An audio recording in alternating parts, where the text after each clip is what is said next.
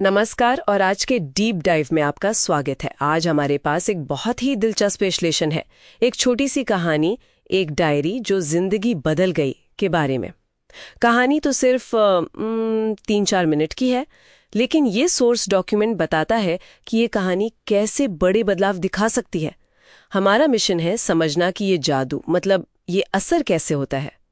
कहानी है रोहन नाम के एक निराश इंसान की, जिसे एक डायरी मिलती है। उसमें 7 दिनों के काम लिखे हैं और वो काम उसकी जिंदगी बदल देते हैं। चलिए देखते हैं इसमें क्या खास है। तो सबसे पहले ये जो 7 दिन की चुनौती है, विश्लेषण कहता है कि ये असल में कहानी कहने का एक जाना माना तरीका है, जिसे हीरो की यात्रा कहते हैं, है ना? हाँ बिल्कुल, जोसेफ कैम्पबेल का मोनोमिथ। जैसे पुरानी कहानियों में हीरो एक सफर पर निकलता है, मुश्किलों का सामना करता है और आखिर में कुछ पाता है।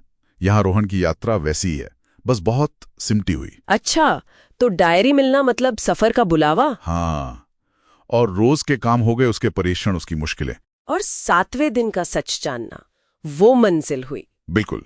लेकिन कमाल की बात यह है कि ये सिर्फ कहानी कहने की तरकीब नहीं है, ये मनोवैज्ञानिक रूप से भी काफी ठोस है। अच्छा, वो कैसे? विश्लेषण बताता है कि कैसे सिर्फ 7 दिनों में हमारे दिमाग में नए रास्ते बन सकते हैं, न्यूरोप्लास्टी जिसे कहते हैं।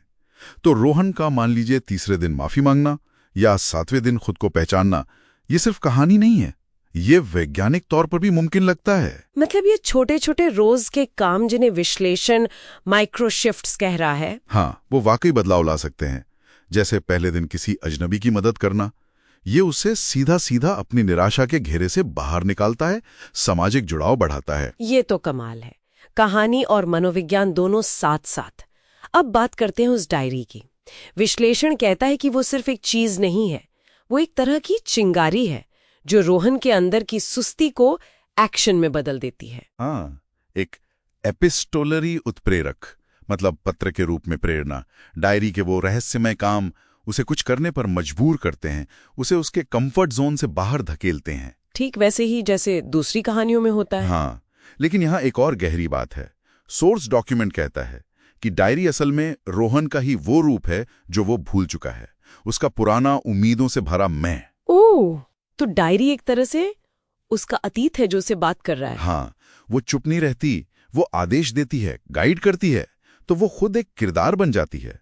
कहानी का असली टकराव फिर आज के निराश रोहन और डायरी लिखने वाले पुराने आशावादी रोहन के बीच है। वाह, ये नजरिया तो बिल्कुल अलग है। और फिर आता है वो 7वें दिन का बड़ा मोड़, जब रोहन आईने में देखकर पहचानता है कि डायरी उसी ने लिखी थी।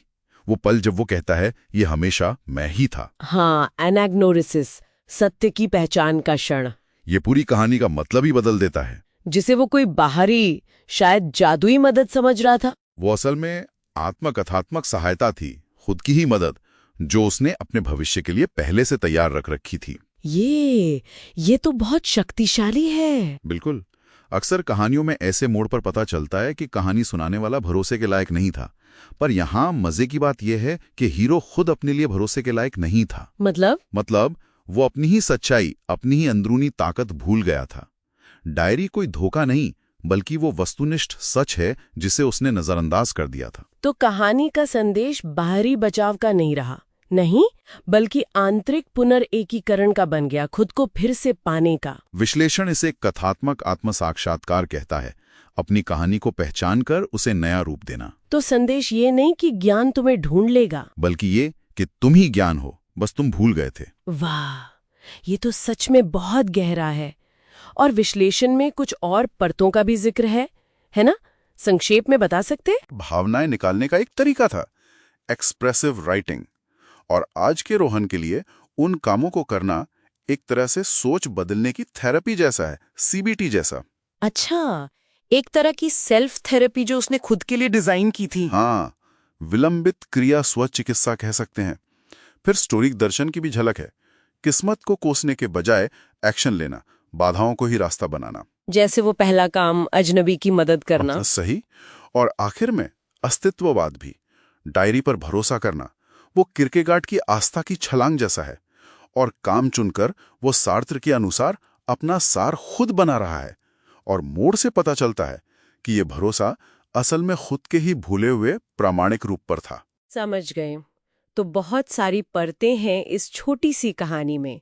तो कुल मिलाकर हमने देखा कि कैसे एक मामूली सी लगने वाली डायरी जब कहानी कहने के चतुर तरीकों और मनोविज्ञान के साथ मिलती है तो खुद को बदलने की एक जबरदस्त कहानी बन जाती है। ये दिखाती है कि हमारे अंदर ही कितनी ताकत छिपी है। बिल्कुल। और विश्लेषण हमें एक बहुत ही दिलचस्प सवाल के साथ छोड़ता है। शायद सबसे बड़ा मार्गदर्शन बाहर से नहीं आता, शायद वो हमारे अपने ही भूले हुए, ज्यादा उम्मीद भरे मैं की समझ और इरादों को फिर से खोजने से मिलता है। सोचने वाली बात है, ऐसी कौन सी भूली हुई डायरी हमारे अपने तजुर्बों या पुराने इरादों में छिपी हो सकती है, जिसे बस फिर से खोजे जाने का इंतजार है।